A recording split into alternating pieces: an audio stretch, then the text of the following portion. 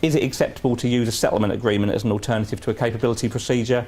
Well, it's all very well for me to stand here and tell you about what unfair dismissal law requires, but it's a fact that many employers are reluctant to go through a formal capability process at all, particularly with senior employees and particularly with employees in business critical roles. So I am often asked by clients, how do I just avoid all of this?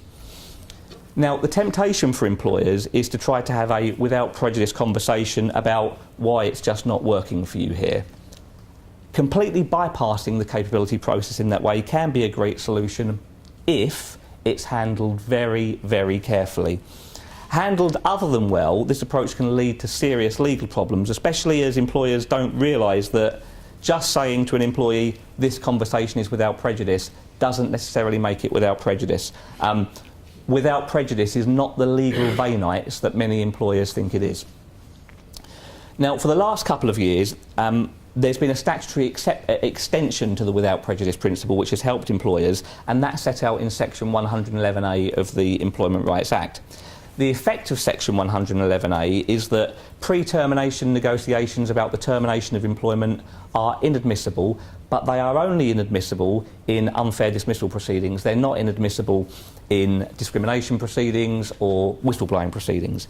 And those conversations are only not admissible if there's been no what's called improper behaviour on the part of the employer. So what's meant by improper behaviour? That's set out in a different ACAS code of practice, but can include the employer's got to give the employee adequate time to consider a settlement agreement. It's got to be a minimum of 10 days. Not saying anything to the effect of give us an answer within X period or we reduce the offer. I've been asked whether they can do that, whether employers can do that many times, because that's seen as a way of putting pressure on the employee, but these days the law would see that as unfair pressure.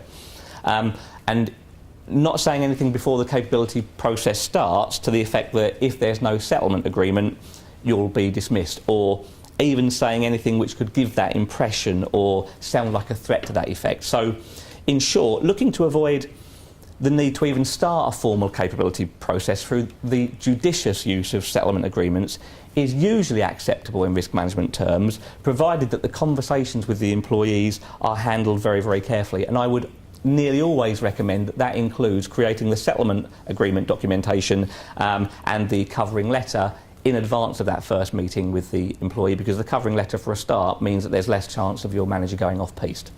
The employment law team at Outset can add real value in this area with fixed fee settlement agreement drafting and cost-effective advice about the particular facts that you face, including but not limited to giving you advice about how you can use compensation principles in a very tax-efficient way to really save you money. Not only is this advice cost-effective, but it could save you, to be honest, a whole world of pain when you are trying to reach an agreement about a reasonable settlement agreement figure, or heaven forbid you find yourself in an employment tribunal.